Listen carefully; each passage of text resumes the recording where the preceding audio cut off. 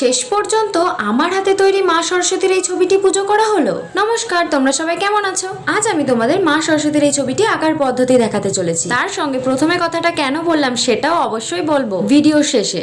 দেবী সরস্বতী হলেন বিদ্যার দেবী। শাস্ত্র মতে মাঘ মাসের শুক্লপক্ষের পঞ্চমী তিথিতে পূজিত হন তিনি। তার আশীর্বাদে জীবনে জ্ঞান, সঙ্গীত, সাহিত্য, বিদ্যা, বুদ্ধির সঞ্চার এবং বিকাশ ঘটে। পুরাণ মতে তিনিই এই সংসারকে কথা এবং সুরদান করেছিলেন।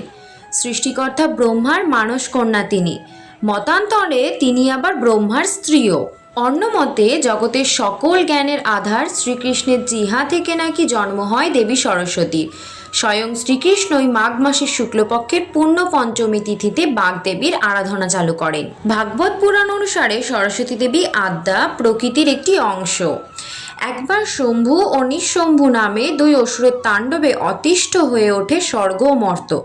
তখন তাদের অত্যাচারের হাত থেকে দেবলোক ও ভূলোককে রক্ষা করতে দেবী দুর্গার শরীর থেকে জন্ম হয় দেবী প্রকৃতির। তিনি কৌশিকী, আবার তিনিই দেবী সরস্বতী। ঋগ্বেদে সরস্বতীকে নদী রূপে পুজো করার কথা উল্লেখ রয়েছে। আসলে কি বলতো, প্রথমে এই ছবিটি নিয়ে আমি একটু দ্বন্দ্বেই ছিলাম, কিন্তু মা আর দাদা আমাকে সাহস জুগিয়েছে। মা সরস্বতীর আশীর্বাদে ছবিটি সম্পূর্ণ করে ভগবানের স্থানে তাকে বসিয়ে পুজোও দিয়েছি। ছবিটি তোমাদের কেমন লাগলো অবশ্যই কমেন্টে বলে যেও।